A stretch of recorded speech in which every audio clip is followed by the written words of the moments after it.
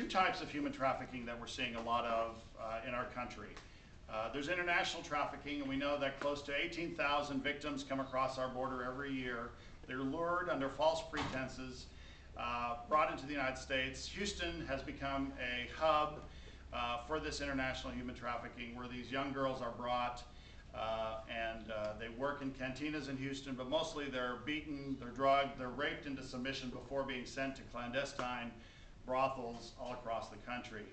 There's a second type of human trafficking that really gets a lot less attention, and that's domestic human trafficking. Young American girls, and we're talking in numbers close to between 150,000 and 300,000 American girls, many that have run away from home. They've come to big cities like Houston, and in places like Houston, they're lured into false romances with traffickers, with pimps. These girls are out on the streets, and they believe that their life is as good as their life is going to get, being out on the streets, working with these traffickers, and these teenage girls, 12, 13, 14, and 15, selling their bodies for sex.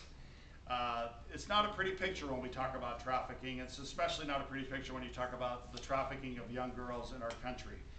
The other thing that we know about these young domestic victims is that law enforcement, when they pick them up, they don't have a place to bring them by and large. They don't have a place where they know that these girls are going to be treated and cared for on a long-term basis.